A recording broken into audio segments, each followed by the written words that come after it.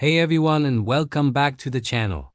Today we re-diving into a topic that is super close to my heart and absolutely essential for any thriving garden: beneficial insects. Now, I know what you might be thinking. Insects in my garden? Aren't those the little critters I'm supposed to be getting rid of? Well, yes and no. While some insects can be pests, there's a whole secret army of good guys out there, working tirelessly behind the scenes to help your garden flourish. These are our allies, our tiny garden guardians, and learning to attract and support them is one of the most powerful, eco-friendly things you can do as a gardener. So, who are these beneficial bugs? We can basically split them into two main groups: the pollinators and the predators.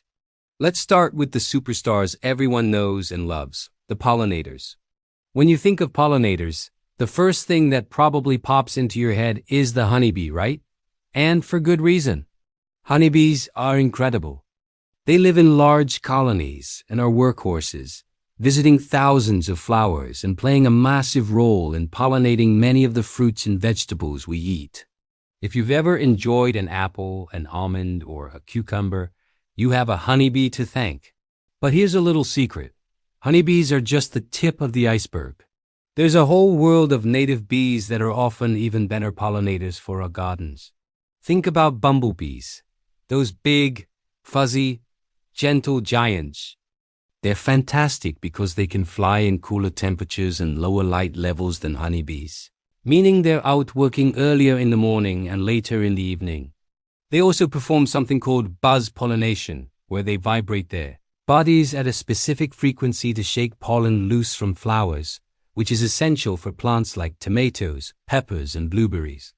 Then you have mason bees, which are solitary and incredibly efficient. A single mason bee can do the pollination work of 100 honeybees.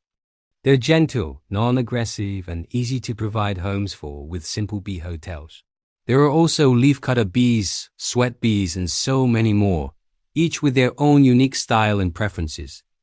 The key takeaway here is diversity. The more different types of bees you have, the more resilient and productive your garden's pollination system will be. But pollinators aren't just bees. Let's not forget about butterflies. They might not be as efficient as bees, but as they flit from flower to flower sipping nectar, they transfer pollen too. Plus, who doesn't love seeing a beautiful monarch or swallowtail butterfly dancing through their garden? They add a magical quality that's just priceless. Moths are also important, especially for night-blooming flowers. And even some flies, believe it or not, are excellent pollinators. Hoverflies, for example, look a bit like tiny bees and are fantastic at pollinating a wide range of plants. So, how do you attract all these wonderful pollinators? It's actually pretty simple and fun. The number one rule is to plant a variety of flowers. Think of it like setting up a buffet. You want to offer different shapes, sizes, and colors to appeal to different types of pollinators. Tubular flowers like penstemon and honeysuckle are great for hummingbirds and butterflies with long tongues. Composite flowers with flat tops like daisies, cosmos, and yarrow are perfect landing pads for bees and flies. It's also crucial to have something blooming throughout the entire growing season, from early spring to late fall. Early spring bloomers like crocuses and willow are a lifeline for bees just emerging from hibernation. Midsummer is usually easy, with things like lavender, coneflowers, and sunflowers. And don't forget late-season bloomers like asters and goldenrod, which provide that final, critical food source before winter. Planting in clumps or drifts, rather than single plants scattered about, also makes it easier for pollinators to find what they're looking for and forage efficiently. Another huge tip: provide a water source. Pollinators get thirsty too. A simple shallow dish filled with pebbles or marbles and a little water is perfect. The pebbles give them a safe place to land so they don't drown. And finally, and this is a big one, avoid using pesticides, especially broad-spectrum ones. These chemicals don't distinguish between pests and beneficials. They kill everything, including the bees and butterflies you're trying to attract. We'll talk more about natural pest control in a bit. Okay, let's switch gears and talk about the second group of garden heroes, the predators and parasitoids. These are nature's pest control. They are the good bugs that eat the bad bugs. Instead of reaching for a chemical spray when you see aphids on your roses, you can create a habitat that invites these predators to come in and do the job for you. First up, the undisputed queen of the beneficial predators, the ladybug or lady beetle. Both the adult ladybugs and their larvae are voracious eaters of soft-bodied pests like aphids, mites, and scale insects. The larvae actually look like tiny black and orange alligators, and they eat even more aphids than the adults. One ladybug can eat up to 5,000 aphids in its lifetime. That's some serious pest control. Then we have the lacewings. The adults are these delicate, beautiful insects with lacy green wings, and they primarily feed on nectar and pollen. But their larvae, they are absolute monsters. They're nicknamed aphid lions for a reason.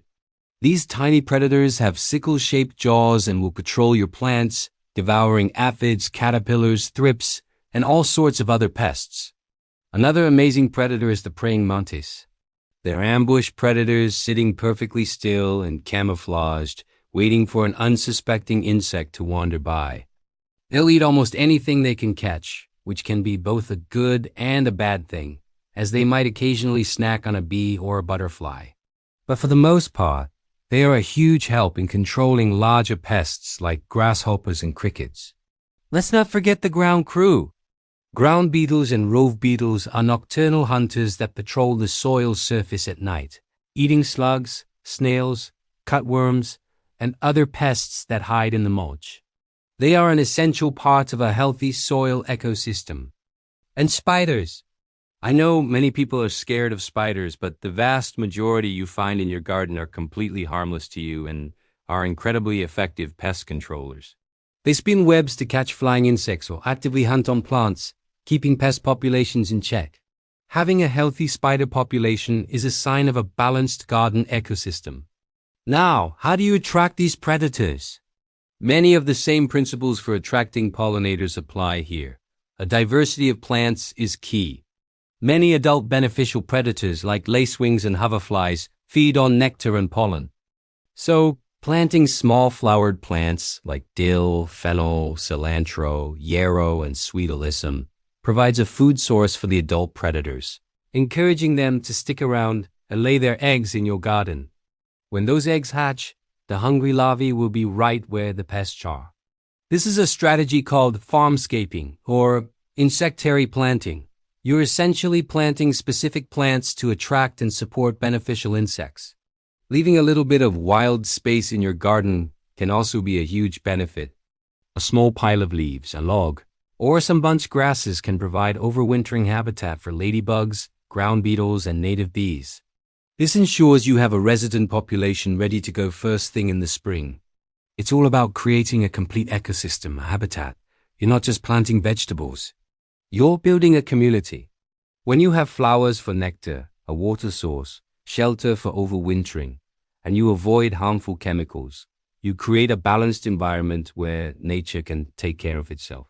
The pests will still show up, they always do. But instead of their population exploding and causing major damage, the predators you've invited will be there to keep their numbers in check. You might see a few aphids on a plant, but then you'll see a ladybug larva munching away. It's a system of checks and balances. It requires a bit of a mindset shift. Instead of aiming for a perfectly sterile, pest-free garden, you aim for a resilient, balanced, and alive garden, where a little bit of pest activity is actually just food for your beneficial friends. This approach is not only better for the environment, but it's also more sustainable and, in the long run, less work for you. You spend less time and money on sprays and more time enjoying the life in your garden, the buzzing of the bees, the dance of the butterflies, and the quiet work of your tiny pest control crew. So this season, I challenge you to become a bug landlord. Plant some dill and cosmos. Put out a shallow water dish. Let a corner of your yard get a little messy. Watch closely, and you'll start to see this incredible world of insects come to life.